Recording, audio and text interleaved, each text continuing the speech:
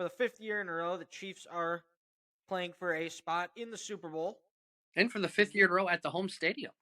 Yep, I guess I hate that I have to call it this, but it is technically the Arrowhead Invitational. I guess 5 times it's a thing, and it's basically the Arrowhead Invitational.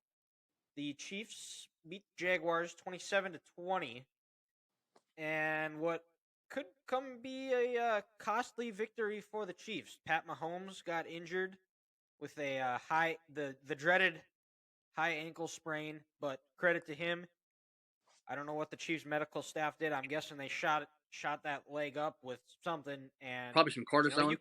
you could definitely tell it limited him. He didn't have that maneuverability that he's used to, where he's able to break out of the pocket and scramble, allow his receivers to get open down the field. But he still found Travis Kelce for 14 catches. It was a questionable game plan, I thought, to put it nicely, for the Jaguars defensively, where there wasn't anybody on the team that was going to beat you other than 87, and he still had 14 catches. On the offense, it felt like they were running the ball really well, but Peterson, being the Andy Reid disciple that he is, doesn't like running the ball, which I thought if they did that a little bit more, I think we might have had a different outcome. And can't say enough about Chad Henne to have a 98 after Mahomes gets hurt. Jacksonville punts, and a great punt by Jacksonville to go to the 2-yard line of Kansas City, and he leads them on a 98-yard drive and just slung the ball around, and it looked like they didn't miss a beat. Credit to Andy Reid for believing in him, giving him the confidence, and Chad going out making plays. It was not going to show a lot on the stat book. He was 5 of 7 for like 23 yards, but they ran the ball effectively, and he made throws when he had to. And in play of football, that's all you got to do. Well, because just like I say all the time, this isn't gymnastics. There's no style points. As long as I'm scoring more points than my opponent, and that was the case on Saturday. And Dylan, there's a sequence of 2 plays in this game that's going to go unnoticed that really, I think, swung the direction of this game. It was, I believe at the time it was 17-7. The Jags, they're in the Chiefs territory, and they're getting ready. This was, I think, before the punt. They're at least in field goal range. And then Frank Clark comes out of nowhere, just absolutely bullies the Jaguars left tackle, and then he falls. He gets called for tripping. So they back him up 15 yards. They're still in field goal range with that. I'm sorry, I think it was 10-7 at this point. But then the next play, Yep. Frank comes in and he gets a sack. He got that sack, and it took the Jags out of field goal range.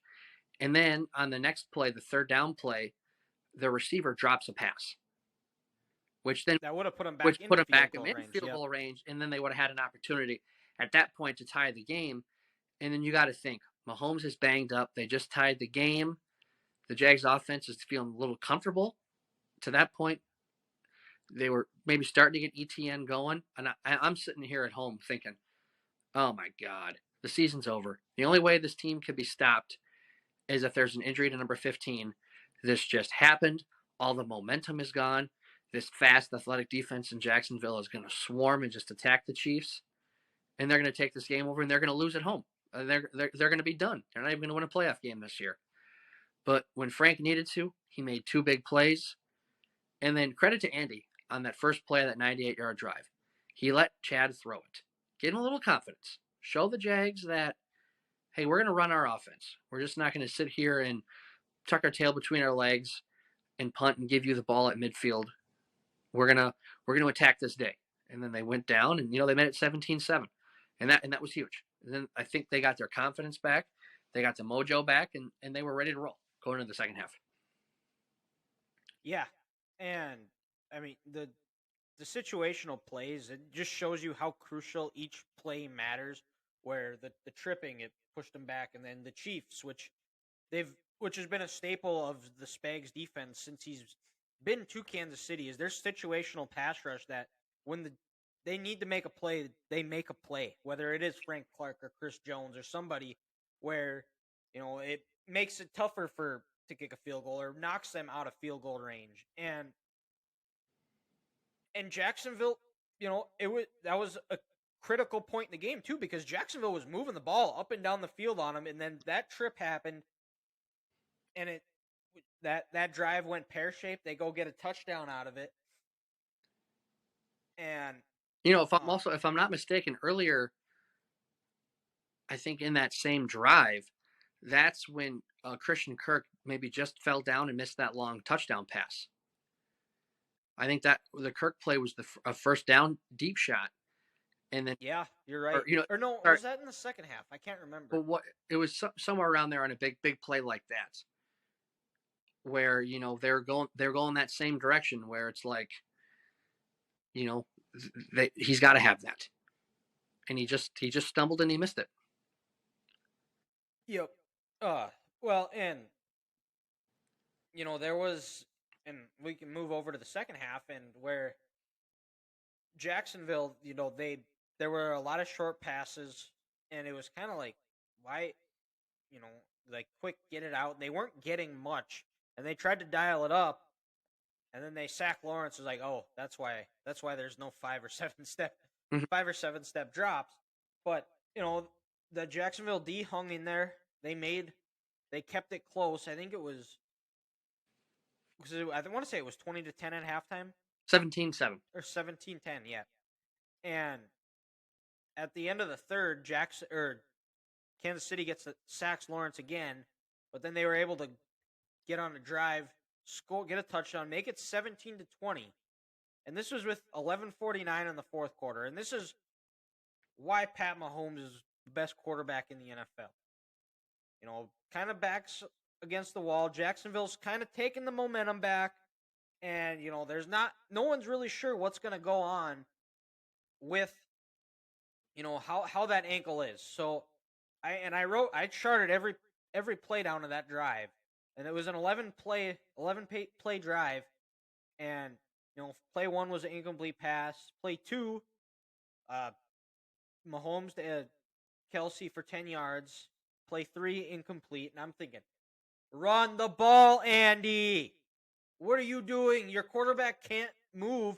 Run the ball. Take some time off this clock. And then play 5, they finally run it. Jerick McKinnon, 5-yard run. Play 6 was the 5-yard offside penalty, which made it 2nd and inches. And they go, Pat hits Juju for 16 yards, which I think was Juju's only catch of the game. And then play 8, they run it with Pacheco. He had another catch in the first half, the first time Patrick went sidearm. Oh, yep. Mm-hmm. Yep. And then Pacheco ran it for 7 yards. Play 9, they run an option with Kadarius Toney for a 14-yard run. McKinnon gets a 3-yard run. And then to cap it off, he hits Valdez-Scantling for a 15-yard touchdown. Mm-hmm. And it was gutsy championship drive. They didn't have 1 third down that drive. I think it was basically Canadian football where it was like, we don't want to get it to third down because part of third down is Mahomes running the ball, and he's not able to. He did a couple of times, and I'm sure every single Chiefs fan possible gasped, like, oh, God, please don't get hurt. Mm-hmm. He didn't, so first and second down, they just – and they got it pretty much every time. And then it was after that where I think Lawrence, when it got down to 20-10, I think Lawrence just decided, you know what? If we're not going to run the ball, I'm going to just start running myself. And then he truck sticked that linebacker for Kansas City.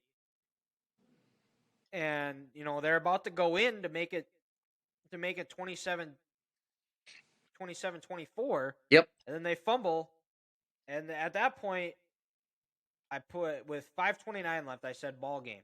Yep. But Kansas City went 3-0. They got the ball back. And then there was a sick one-handed catch.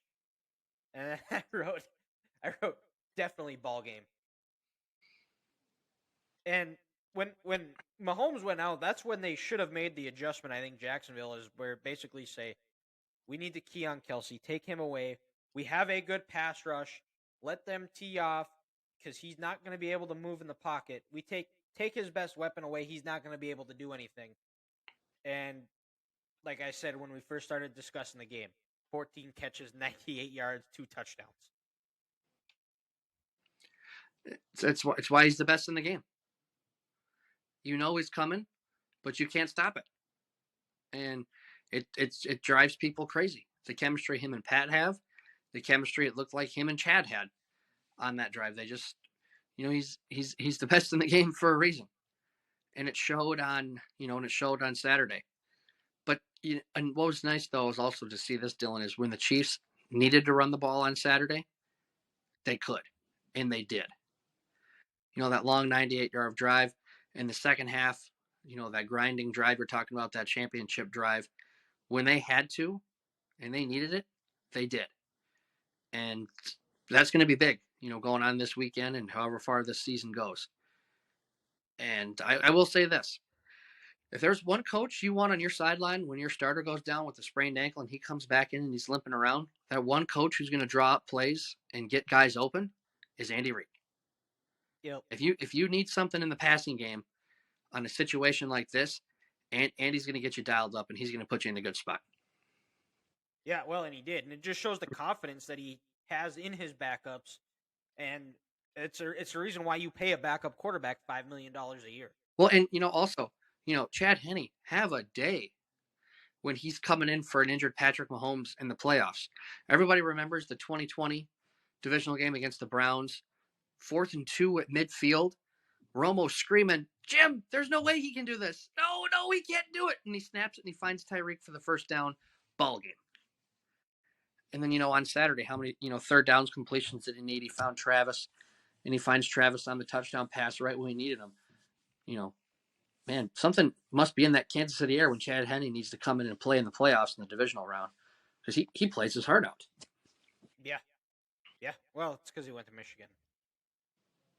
It's fair. So that's what it is. And Chiefs are moving on.